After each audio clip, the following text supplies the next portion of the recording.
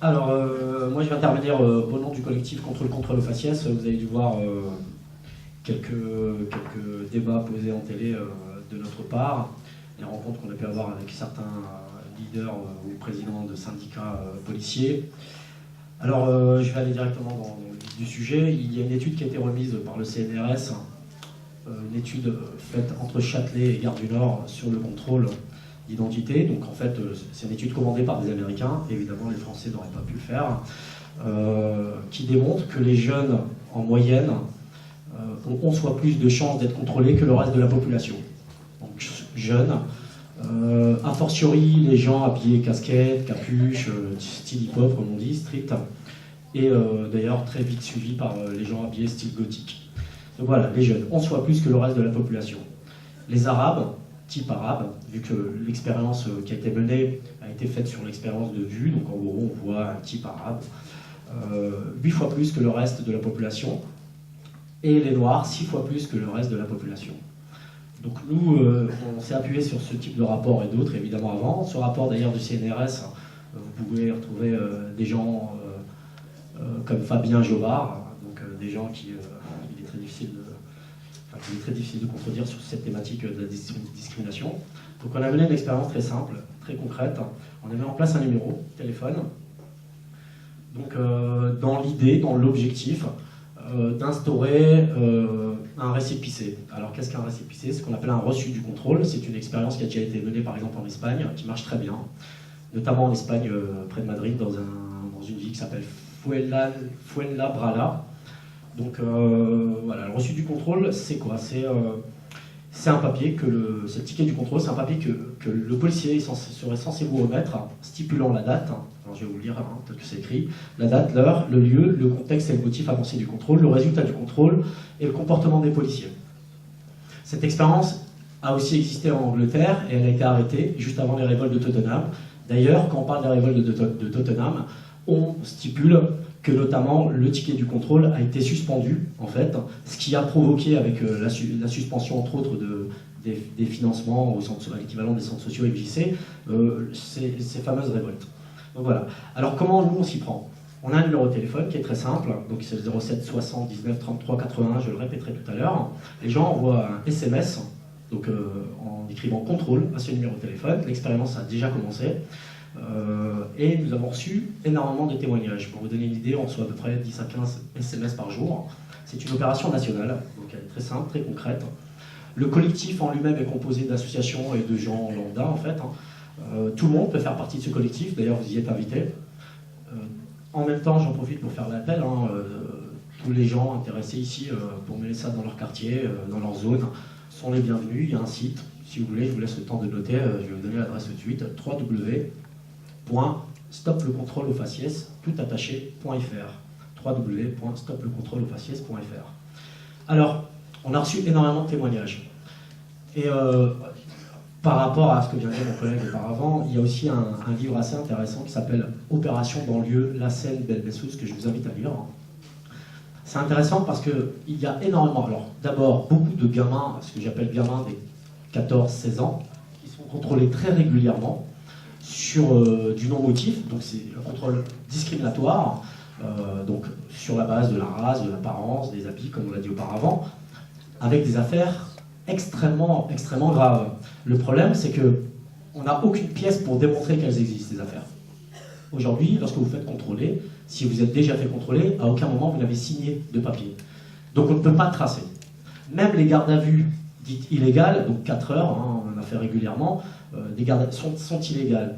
Il n'y a pas de trace de ça aujourd'hui. La question pour nous est comment on crée une trace. Il y a d'abord le récépissé. Et aujourd'hui, on a des témoignages assez graves. Par exemple, des gamins qui se font contrôler. Alors, le contrôle de routine n'existe pas, je vous informe, si vous ne le saviez pas, ça n'existe pas. Et on a des gamins qui se font balayer, comme ça. On arrive, on n'annonce même pas, pas de contrôle, pas de police, balayette. Qu'est-ce que tu fais là? Tu t'es qui? Etc. Puis d'autres gamins avec des clés de bras, et puis c'est des gifles. On a même un témoignage d'un gamin de 12 ans qui est rentré traumatisé chez lui. Il allait chercher son frère au football. Et puis il y a un homme qui est sorti. Voilà, il retient le blouson cuir. Et il a eu peur. L'homme est venu. Tu fais quoi? T'es qui? Il a commencé à lui fouiller ses poches, etc. Et il est rentré. Il a commencé à pleurer. Il a expliqué à sa mère qu'il avait peur de se faire kidnapper. On a compris au fur et à mesure qu'en fait c'était un contrôle. Voilà. Ça, ce sont des genres de témoignages qu'on a. On en a des centaines. Le problème, c'est que alors, dans notre organisation, on essaie d'intervenir dans la rue pour informer les gens. Donc on organise ce qu'on appelle des maraudes.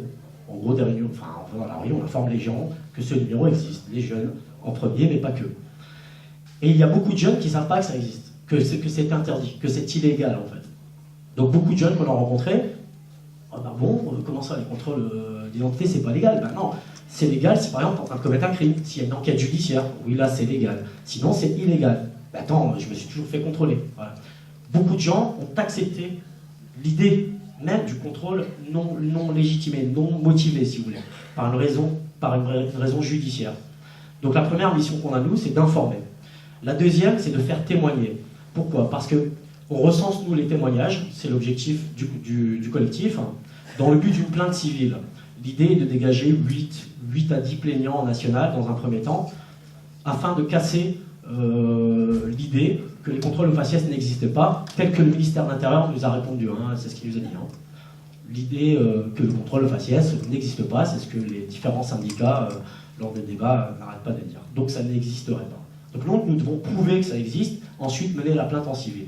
Et deuxième point, ça c'est moins notre travail, mais nous travaillons ensemble, il y a une quarantaine d'avocats, dont pas mal d'avocats internationaux, sur la question, qui eux ont à charge de mener la plainte au niveau constitutionnel. Constitutionnel, ça veut dire au niveau de la loi. L'article 78, il y a 4 alinéas régissant le contrôle d'identité, et ces 4 alinéas sont inefficients, sont dangereux.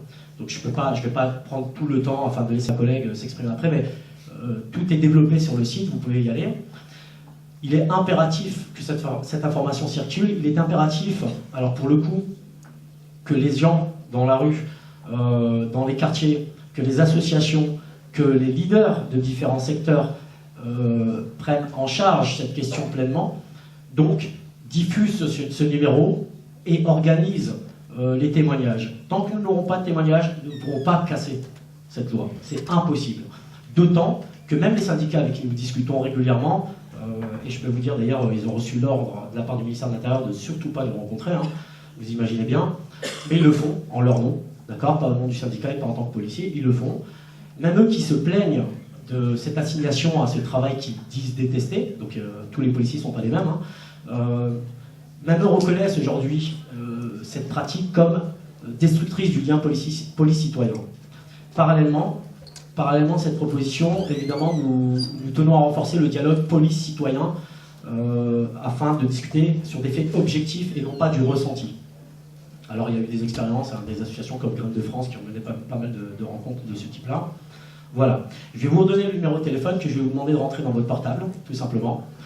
Il est possible que vous ne soyez pas concerné par les contrôles d'identité, mais un de vos voisins, un de vos frères, voilà, quelqu'un dans votre entourage sera forcément concerné dès qu'il est jeune, s'il est noir et arabe a fortiori. Je vous le donne tout de suite, tranquillement. 07 60 19 33 81. Je répète, 07 60 19 33 81. Le site c'est www.stoplecontrôleaufaciès.fr. Il y a un Facebook, etc. Vous aurez toutes les informations. Si vous n'avez pas le temps de tout comprendre ce que je viens de dire là, voilà, je vous invite encore une fois à participer à cette opération. C'est une opération simple de citoyens qui se repose sur la force citoyenne en tant que réponse. Nous sommes en passe de gagner, non, malgré tout, hein, la bataille médiatique dans un premier temps parce qu'aucun syndicat n'a su répondre correctement. Et nous sommes en passe de gagner malgré tout la bataille juridique parce qu'évidemment les avocats travaillent. Voilà, merci beaucoup.